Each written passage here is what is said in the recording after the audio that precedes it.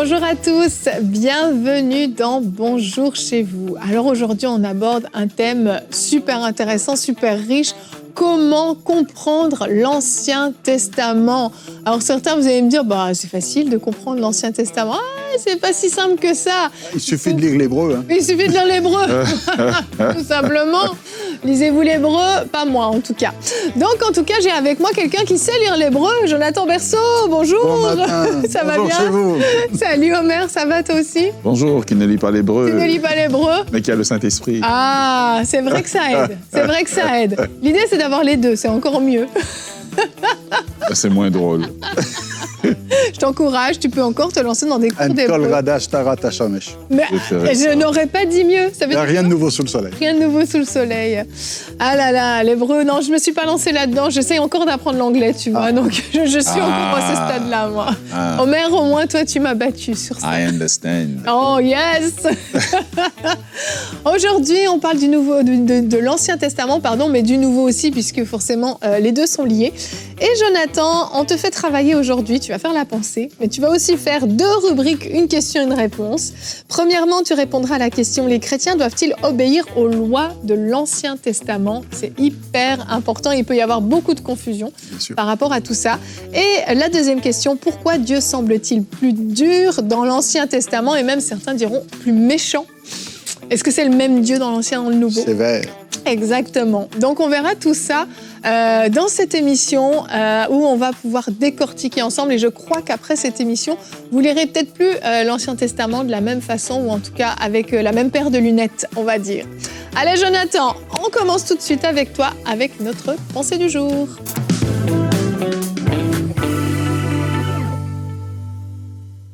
Alors le titre pour cette pensée du jour, c'est « La Bible est-elle vraiment la parole de Dieu ?»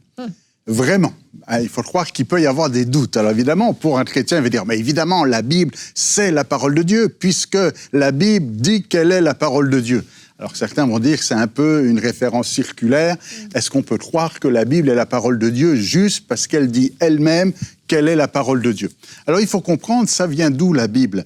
La Bible, en fait, ce sont au départ des auteurs inspirés, remplis du Saint-Esprit, qui vont mettre par écrit les révélations qu'ils ont eues. Et pour ça, juste quelques références. Par exemple, Exode, chapitre 34, verset 27, l'Éternel dit à Moïse « Écris ces paroles, car c'est sur cette base que je conclus une alliance avec toi et avec Israël. » Donc, il fallait écrire les paroles que Dieu avait données à Moïse. Dans Ésaïe, chapitre 30, verset 8, le prophète Ésaïe, Dieu lui dit « Maintenant, viens écrire cette parole devant eux sur une table et enregistre-la dans un livre. » Prophète Jérémie, même chose. « Voici ce que dit l'Éternel. » Jérémie 32. Le Dieu d'Israël écrit dans un livre toutes les paroles que j'ai dites. Le prophète Habakkuk, l'Éternel m'a répondu et a dit, mets la vision par écrit. Donc, la Bible, dès le départ, avec les plus anciens textes, c'est une révélation, c'est une parole inspirée, c'est Dieu lui-même qui dit « mets cela par écrit ». Et c'est comme ça qu'on a aujourd'hui une compilation de plusieurs livres, parce que dans la Bible, on a plusieurs livres de plusieurs époques, de plusieurs écrivains, mais c'est pas les livres qu'on a choisis en disant « tiens, lui, il m'intéresse, lui, il m'intéresse pas ». Non, non, ce sont tous des livres que l'on considère comme étant inspirés, c'est-à-dire qu'ils sont issus d'une inspiration, d'une intervention divine, où c'est Dieu lui-même qui a parlé et on a mis par écrit ses paroles. Alors évidemment, pour un chrétien aujourd'hui, c'est très important de considérer la Bible comme étant la parole de Dieu. Si la Bible, c'est la parole de Dieu, ça veut dire que c'est Dieu qui me parle au travers de la Bible. Si la Bible, ce n'est pas la parole de Dieu, c'est la parole d'un homme, dans ce cas-là, que je lise Platon, Socrate ou la Bible, ça revient à peu près à la même chose. L'apôtre Paul écrit à Timothée et dit dans 2 Timothée 3,16 « Toute l'écriture est inspirée de Dieu ». Pour lui, ça fait aucun doute, toute l'écriture est insufflée, inspirée de Dieu. Ça vient d'en haut, ça vient de Dieu, parole de Dieu et non pas parole des hommes. C'est important de comprendre cela. D'autres vont faire une nuance en disant, dans la Bible, il y a la parole de Dieu, mais la Bible n'est pas la parole de Dieu. Alors c'est très dangereux de faire ça, parce qu'après on va faire le choix, on va dire, ah peut-être que ce passage-là, ça c'est vraiment la parole de Dieu, mais ça c'est la parole de Paul, ou ça c'est la parole de Jacques, ou ça c'est la parole. Non, non, toute l'Écriture, toute la Bible est la parole de Dieu. Jésus lui-même va le dire quelque part quand il va être tenté dans le désert et que le diable va dire « Tiens, t'as qu'à changer ces pierres en pain si vraiment tu es le Fils de Dieu ». Et Jésus lui répond « Il est écrit ». Il répond avec la parole. Et il dit « L'homme ne vivra pas de pain seulement, mais de toute parole de Dieu ». Et quand Jésus fait référence aux Écritures, il associe l'Écriture comme étant la parole de Dieu. Et c'est ce que nous voulons faire aussi aujourd'hui. C'est une question de foi, c'est une position de foi, ce n'est pas quelque chose qu'on peut forcer, prouver, démontrer mathématiquement. Mais si je pars sur l'hypothèse, sur la base, sur ma foi, en disant « la Bible est la parole de Dieu », alors cette parole va devenir efficace, plus tranchante qu'une épée à double tranchant, va devenir puissante. Mais maintenant, si dès le départ, vous avez des doutes sur la véracité de la Bible comme étant parole de Dieu, il n'y a plus rien qui tient. Ah non, ça va être compliqué de mener une vie chrétienne parce que on sera en fait très chancelant, avec beaucoup de doutes, et on peut comme ça tordre finalement ce que dit la Bible. Notre verset du jour aujourd'hui est dans Matthieu 24 au verset 35. « Le ciel et la terre disparaîtront, mais mes paroles ne disparaîtront pas. » Et c'est le Seigneur qui parle. En fait, la Bible n'a pas changé, elle est la même, mais notre façon de la comprendre, par contre, et de l'interpréter, même surtout pour utiliser le bon terme, elle a changé. Et c'est comme ça qu'on se retrouve à avoir en fait une façon de comprendre la Bible très différente d'un mouvement à l'autre, parfois même d'une église à une autre. Et puis là, c'est comme ça qu'en fait, on discrédibilise un petit peu la parole de Dieu, et puis qu'on commence à se dire, finalement, la Bible, elle n'est pas très, très claire, en fait. C'était la même chose au temps de Jésus. À un moment donné, il y a quelqu'un qui vient poser une question à Jésus, et Jésus lui dit « Qu'est-il écrit ? Comment lis-tu » Et certains ont traduit « Qu'est-il écrit ? Comment est-ce que tu le comprends ?» Ou « Qu'est-il écrit ? Comment est-ce que tu l'interprètes ?» Et donc, ce n'est pas le tout de dire « c'est écrit », mais comment est-ce qu'on le comprend ? Comment est-ce qu'on l'interprète ? C'est ça. Et quand on parle de comprendre l'Ancien Testament, on se retrouve face à ça, face à énormément de livres, puis c'est quand même la majorité de la Bible, et qu'on peut parfois ne pas bien comprendre, ne pas bien interpréter, justement, pour reprendre ce terme-là, et ça crée parfois beaucoup de confusion. Oui, parce qu'on se trouve avec des textes lointains et des textes dont on ne comprend pas aussi la culture. Et donc, c'est facile pour moi, à ce moment-là, d'interpréter le texte au premier regard, basé sur moi. Moi, je suis africain. Quand on dit qu'on a donné la dot pour Rebecca, moi, je comprends. Pour moi, ce n'est pas une question qui se pose. Ça, mais tu le comprends comme africain. Je le comprends comme africain, mais au moins je le comprends. Si tu étais en Inde, Inde, c'est la fille qui donne la dot.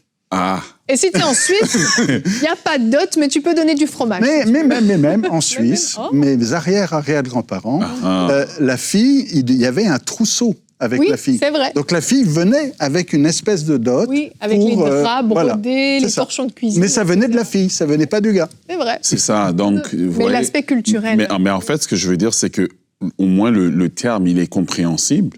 Mais encore une fois, on se rend compte, même s'il est compréhensible, on commence à nager dans des choses. Et c'est ce qui peut rendre, en fait, l'Ancien Testament ardu à comprendre.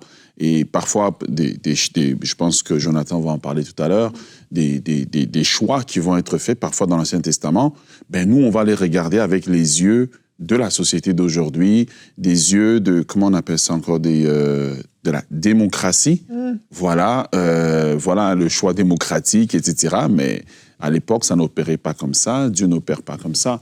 Et c'est un défi, et je crois que c'est important que nous puissions aborder ça, espérant que ça va éclairer plusieurs personnes et puis les encourager à trouver une richesse au travers de l'Ancien Testament. Tout à fait. Et on en parlait un peu dans la loge tous les deux, parce que effectivement, on a des fois du mal à comprendre.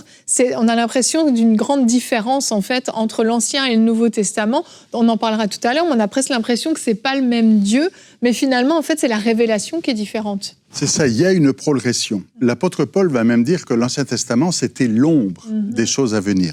Si vous voyez l'ombre de quelqu'un, vous ne savez pas de grand-chose. Vous avez à peu près la taille, la silhouette, bon. Mais quand il est éclairé, là, vous voyez beaucoup plus. Et l'Ancien Testament, c'est juste l'ombre des choses à venir, ou même il va utiliser le mot pédagogue, en disant c'est un pédagogue qui nous conduit à Christ. Donc, c'est une préparation, une formation.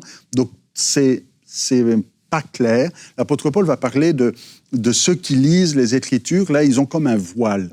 Et évidemment, il fait référence à Moïse aussi, qui avait un voile. Et quand ils lisent, là, ils ont un voile. Mais en Christ, le voile est ôté. Oui. Donc, dès qu'on arrive dans la révélation du Nouveau Testament, tout devient clair, tout devient plus clair. Donc, avoir juste l'Ancien Testament, c'est sûr que ça peut être confus. Mais la beauté un petit peu de la Bible, c'est que maintenant, on peut lire l'Ancien Testament avec l'éclairage du Nouveau Testament et tout va faire du sens. Bien sûr, et c'est important de comprendre parce que la Bible ne se contredit pas. Quoi qu'il en soit, le message, en fait, le cœur du message n'a pas changé sur toute la durée. Mais si on se concentre juste sur l'Ancien ou juste sur le Nouveau, c'est comme, d'une certaine façon, ça peut être un peu incomplet. Et en fait, il y a une continuité qui est faite. Et cet éclairage dont tu parles, cette compréhension, cette connaissance de Dieu qui va s'affiner dans le Nouveau Testament et qui va nous montrer, en fait, le cœur du Père, le cœur compatissant, miséricordieux du Père, bien qu'il se voit aussi dans l'Ancien Testament. Il est peut-être moins mis en avant, mais il est là quand même. Mais en fait, il y a cette continuité qui est faite et cet éclairage qui est fait à l'aide du Saint-Esprit, où dans le Nouveau Testament, il y a des choses qui deviennent peut-être plus précises, plus nettes, alors que, comme tu le dis, on avait l'ombre dans l'Ancien Testament, c'est éclairé dans le Nouveau Testament. Mais ça ne veut pas dire que ça se contredit. Et avant de passer aux différentes questions, tu me disais qu'il y avait un point qui était important à parler par rapport à Moïse. Par rapport à la loi, oui. Bon, parce que des fois, l'Ancien Testament, on résume ça à la loi. Oui. Mais même dans le Nouveau Testament, quand Jésus parle de l'Ancien Testament ou du Premier Testament, vont dire certains, on va parler de Moïse ou du Pentateuque ou de la loi. Bon, la loi de Moïse est la loi du Nouveau Testament, si on peut dire ça comme ça, et on va la centrer avec le sermon sur la montagne. Moïse descend de la montagne avec une loi, et sur la montagne, Jésus vient avec une loi. Et la grande différence, et à mon avis, ça, c'est ce qui va nous aider à bien comprendre, c'est que dans l'Ancien Testament, on est dans une loi de ce qu'il faut faire ou ne pas faire. Tu ne feras pas ceci, tu ne feras pas cela. On est dans le faire, dans ce qu'on a le droit ou de ce qu'on n'a pas le droit de faire. Tandis que dans le Nouveau Testament, on n'est pas dans le faire, on est dans l'être, ce que tu dois être. Le Nouveau Testament, c'est pas un ensemble de lois en disant tu n'as pas le droit de faire ceci, tu n'as pas le droit de faire ceci, mais voilà ce que tu dois être.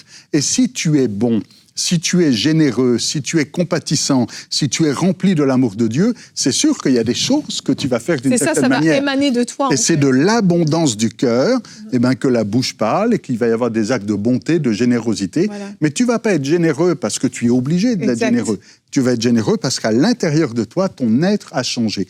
Alors, le problème, c'est qu'on veut lire le Nouveau Testament avec le faire de l'Ancien Testament, mais le Nouveau Testament, c'est pas ce qu'il faut faire, c'est ce qu'il faut être.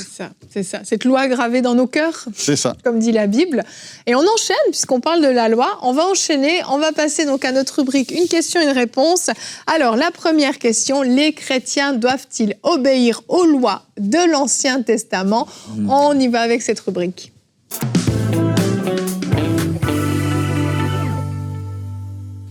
Alors, Jonathan, dis-nous tout, j'ai envie de dire. Alors voilà, ça tient en 3 lettres, non. Voilà, on a tout dit. Émission terminée, bonjour chez vous.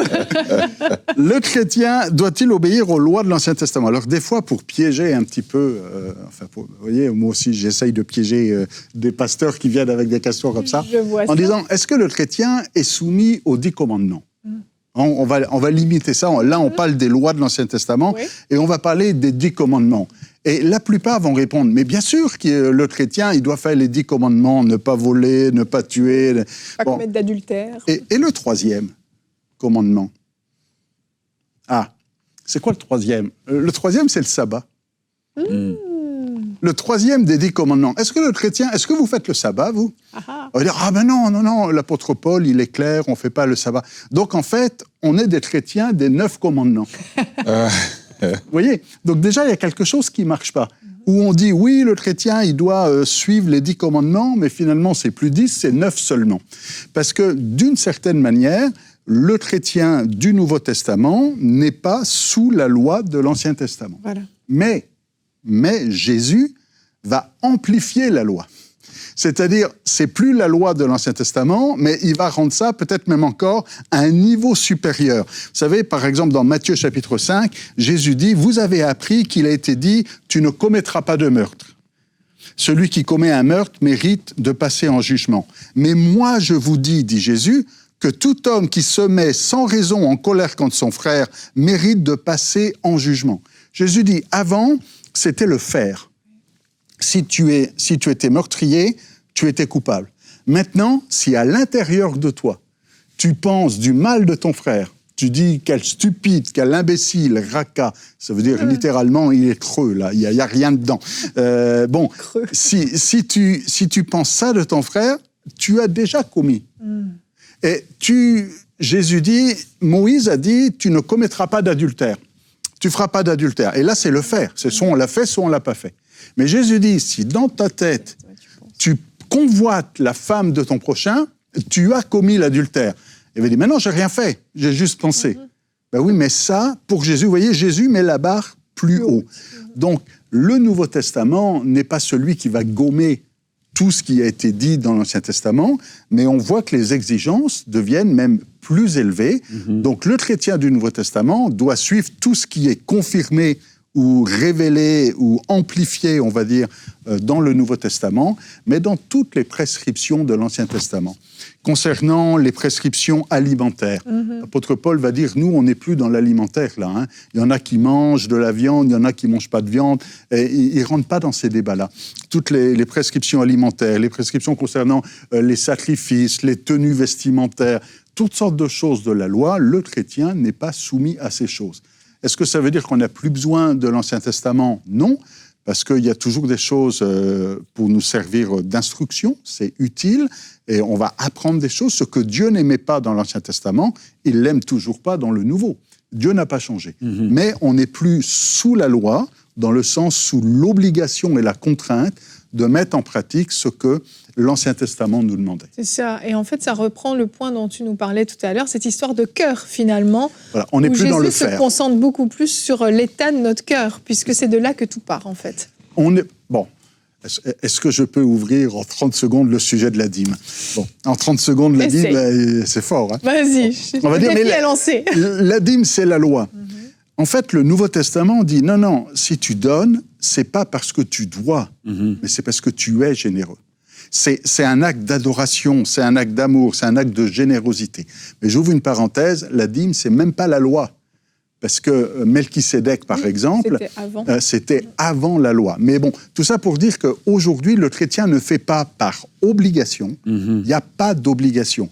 Mais par contre, il y a de l'amour. Tout ce que le chrétien fait, c'est par amour, c'est pour adorer, c'est pour honorer le maître qu'il a tant aimé. Ça change absolument tout. C'est pas la même perspective. Vraiment. Ça change tout parce que je donne maintenant la dimension de l'amour que j'ai. On sent le pasteur qui parle. Et l'apôtre Jean dit, celui qui n'aime pas n'a pas connu Dieu. N'a pas connu. Voilà. C'est beau, c'est beau. Parce qu'il y en a qui, dans les commentaires, disent « Ah, pasteur Jonathan a dit qu'il ne faut plus donner sa dîme. Non, je donne dans la dimension. Ce n'est pas une question de chiffre, c'est une question d'aimer. » Moi, ce que je dis souvent, on a parlé que Jésus amplifie. Oui. Il dit, vous avez entendu dire, moi je vous dis que, et c'est plus haut. Moi, des fois, je paraphrase. Vous avez entendu 10%. Moi, je vous dis que. Et mettez le chiffre que vous voulez là. Mais à mon avis, ça monte. Finalement, la dîme est amplifiée également. On va enchaîner avec la deuxième question, Jonathan. Et ça, je crois qu'il y a beaucoup de personnes qui ont ce sentiment-là. Pourquoi Dieu semble-t-il plus dur, plus sévère dans l'Ancien Testament? Est-ce que c'est le cas déjà? La réponse est dans la question. Puisqu'il y a semble. Ça veut dire que ce n'est pas le cas. Voilà. J'ai mal tourné ma question. Donc Dieu n'est pas plus dur dans l'Ancien Testament que dans le Nouveau Testament. Des fois, on oublie que dans le Nouveau Testament, il y a Ananias et Saphira, ça a été strict, ça a été sévère. Ouais. Mais maintenant, le Dieu de l'Ancien Testament, c'est sûr qu'il y avait des mises à mort, qu'il y avait il y a eu des guerres, il y a eu des choses qui se sont produites là quand même, et c'était assez sévère. Hein, si on prenait 2 personnes en flagrant délit d'adultère, bon, ben là, il y avait une lapidation, et c'était quand même très strict et très sévère. Mais on oublie par exemple que quand Jésus nous raconte la parabole des talents, dans Matthieu chapitre 25, hein, il dit, il y en a un qui reçoit plusieurs... Il y en a un, il a reçu 1 talent. Et il revient en disant, Seigneur, je savais que tu es un homme dur. On est dans le Nouveau Testament. Hein. Oui. Je savais que tu es un homme dur.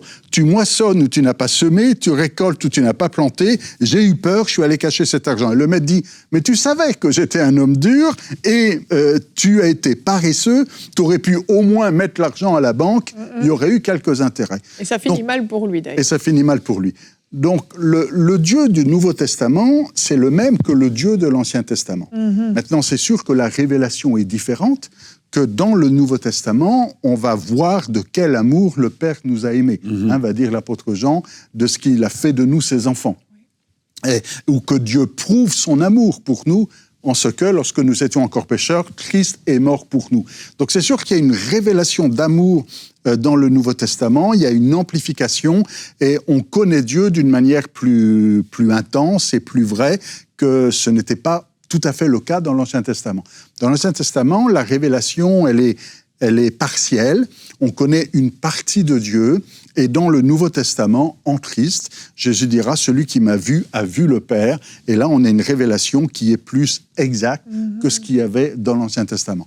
Donc, il faut faire attention à pas trop conclure trop vite à partir des récits de l'Ancien Testament, parce que la vision que l'on a de Dieu, elle est juste partielle, et on ne connaît pas toute l'histoire, mais dans le Nouveau Testament, là on comprend mieux qui est Dieu. Donc le Dieu, c'est le même, hein, sauf que dans l'Ancien Testament, on n'avait pas toute l'information, et dans le Nouveau Testament, on sait tout concernant Dieu. Mais néanmoins, il ne faut pas oublier, par exemple, le livre des Lamentations. Et dire, ça y est, on va commencer à se lamenter. C'est les Lamentations, mais quand même, Lamentations chapitre 3, verset 21, « Voici ce que je veux méditer et garder espoir. Les bontés de l'Éternel ne sont pas épuisées. Ses compassions ne prennent pas fin. Elles se renouvellent chaque matin. Que ta fidélité est grande. » Même le Dieu de l'Ancien Testament, c'est un Dieu plein de bonté, c'est un Dieu d'amour, c'est un Dieu riche en compassion. Il ne change pas. Le Dieu du Nouveau Testament est le même. Alors maintenant, soyons prudents.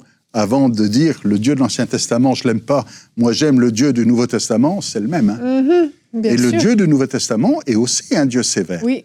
Et il y aura un jugement dernier, et il y aura la rétribution des méchants, et il va y avoir des temps où on n'aimerait pas se retrouver devant le grand trône blanc, devant le tribunal, le trône du tribunal ici. Oui. Mais maintenant, c'est le même Dieu, mais on a une révélation de l'amour, de la compassion, de la tendresse que peut avoir le Père avec ses enfants, qu'il n'avait pas dans l'Ancien Testament. Exact. Et je pense même que autant on peut avoir l'impression que le Dieu de l'Ancien Testament a été plus dur, mais autant on peut des fois avoir l'impression que le Dieu du Nouveau Testament est trop doux, trop bon, alors que, en fait, trop bon, on n'est jamais trop bon, hein, mais dans l'image qu'on a, au point où on manque petit à petit de révérence et de crainte de Dieu. On en parlait d'ailleurs dans l'émission d'hier, vous n'étiez pas là, messieurs, mais on parlait de la crainte de Dieu.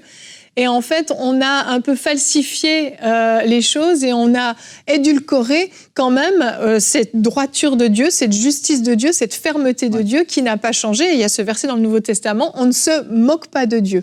Mais dans l'Ancien Testament, la crainte, c'était vraiment la peur. On avait peur de Dieu. Oui. Tandis que dans le Nouveau Testament, la crainte de Dieu, c'est plus une question de peur, mais c'est plutôt je crains de lui faire de la peine. C'est pas j'ai peur de ce qui va me tomber dessus. Oui. Mais je veux l'honorer et je crains de pas être à la hauteur. La crainte de Dieu, elle est plus dans ce sens-là. Exact. Et je crois que l'image qu'on a de Dieu va beaucoup jouer par rapport à ça. Et je pense que, j'en parlais dans l'émission d'hier, mais que cette crainte de Dieu c'est peut-être un petit peu trop étiolé, justement, et on a oublié, oui, le Dieu quand même strict que nous avons, qui n'a pas changé. Et c'est pas ce Dieu, j'insiste là-dessus, tu l'as dit Jonathan, mais il n'y a pas le Dieu de l'Ancien Testament, le Dieu du Nouveau Testament. Et il n'a pas changé, en fait. Sa vision des choses sur le péché n'a pas changé. Et son amour pour l'humanité n'a pas changé non plus. Ça se révèle, en fait, au travers de toute l'Écriture. Mais faisons attention de ne pas avoir cette impression, justement, que Dieu s'est un peu ramolli, finalement, après l'œuvre de la croix, et qu'il y a des choses qui sont plus si importantes que ça, et que, oui, mais ça, c'était avant, et on a édulcoré un petit peu le cœur de Dieu. Oui, mais lorsqu'on regarde l'Ancien Testament, c'est vrai qu'on voit, Corée, Dathan, Abiram qui meurt, le peuple d'Israël, mais il y a tellement de textes qui citent la bonté de Dieu dans l'Ancien Testament. Et quand on regarde les livres prophétiques, il y a toujours, au jugement de Dieu, il y a toujours une lueur d'espoir, qu'ils seront restaurés, que si vous péchez, oui, je vais vous éloigner, mais je vous ramènerai. En fait, le caractère de Dieu, de l'Ancien Testament au Nouveau Testament, il demeure en fait le même. Mais c'est sûr que oui, on voit des jugements sévères, mais si on lit bien, entre le moment où Dieu avertit et le moment où le jugement arrive, il y a énormément de temps qui se passe. Les prophètes vont parler, les prophètes vont prévenir. Ils vont prévenir. Faites attention, le jugement va arriver. On le voit aussi à Ninive. Lorsque Jonas va à Ninive, il va à Ninive et puis une ville est supposée périr. Et puis Dieu va... Le livre de Jonas finit avec une question. Et Dieu dit, mais tu as pitié, toi, du ricin, que tu n'as aucun contrôle dessus. Et moi, Dieu, je n'aurai pas pitié de cette ville dans laquelle je crois qu'il y a plus de 150 000 personnes qui ne connaissent ni leur gauche ni leur droite. Est-ce que, quelque part, on n'a pas stéréotypé l'Ancien Testament d'une certaine manière et on ne voit pas en fait les actes de bonté? On voit Sodome et Gomorrhe, le jugement doit tomber. Abraham qui intercède, Dieu dit, si je trouve de juste, je vais épargner. Le cœur de Dieu de l'Ancien Testament au Nouveau Testament a toujours été d'épargner le jugement, mais il y a des moments où on ne peut plus épargner le jugement parce que la patience de Dieu est arrivée au bout. C'est le même thème que l'apôtre Paul reprend en disant qu'à un moment donné, aussi pour nous, pour notre ère moderne, la patience de Dieu arrivera à son bout. Donc cela nous montre en fait que le message et le caractère de Dieu, il est le même dans l'Ancien Testament au Nouveau Testament. Excellent. Merci, vraiment. Passionnante émission encore. Je pense que vous avez été aussi passionnés que moi. En tout cas, si ce n'est pas le cas, je suis désolée pour vous, parce que c'était passionnant. Merci à tous les deux. Omer, on va se quitter pour cette semaine, mais tu reviendras bientôt nous voir. Tu es de retour un petit peu plus souvent qu'avant quand même. On arrive à te revoir et on est ravis de toujours t'accueillir. Et puis Jonathan, demain on est ensemble alors pour un thème super intéressant encore. École biblique pour ou contre. Il y aura du débat demain. On sera avec Aurélie et on va débattre pour ou contre l'école biblique. Ça s'annonce être un thème très, très intéressant. On va mettre les gants de boxe.